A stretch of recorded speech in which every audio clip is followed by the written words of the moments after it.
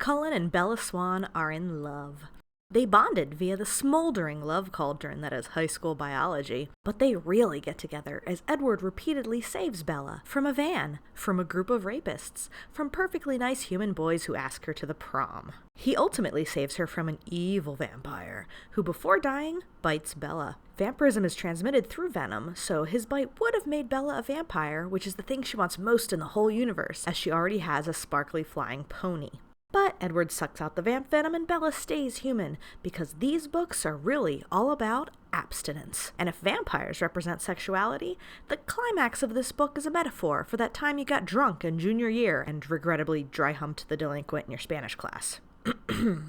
Through Bella's eyes, we meet the rest of the Cullens, who have assorted unfortunate human backstories, except for Emmett. All we really know about him is that he died fighting a bear, which is awesome. Also, the Cullens mostly sort of have superpowers in addition to being vampires, though once again, the clear winner is Emmett, with the power to fight bears. In the second book, New Moon, Edward plays his "I'm breaking up with you and it's really for the best" card. Bella's so depressed, we get 8 blank pages in the book. Bella mopes and becomes a total Debbie Downer instead of going for the nice werewolf boy. Especially since she has nothing to be afraid of. If vampires in this series sparkle in the sunshine, I'm sure the werewolves are like kittens, but with sideburns. Instead, Bella throws herself off a cliff, because extreme sports make her vampire hallucinate.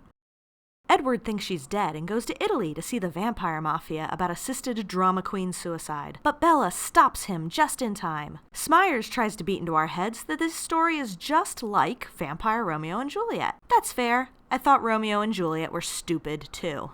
In the third book, Eclipse, we fall in love with Edward all over again as he rips parts out of Bella's truck so that she can't go visit her werewolf boyfriend, a romantic gesture of which I haven't seen the likes of since the last time I watched a Lifetime movie. But at least when your boyfriend acts like a dick in a Lifetime movie, you know you'll be chasing him through the woods with an axe sometime in the next 90 minutes. This never happens in Eclipse, no matter how much fanfiction I read. Oh, and another evil vampire from back in the first book is out to kill Bella by making an army of vampires, but she fails and dies. Now that the only danger to Bella is herself, Edward and Bella get vampire engaged. And so, we come to the fourth and most controversial book of the series, Breaking Dawn. Some say this book is evidence that the entire series promotes a right-wing, pro-abstinence, anti-choice agenda, as everyone ends up in a heteronormative relationship, and we learn that women just need babies to be happy.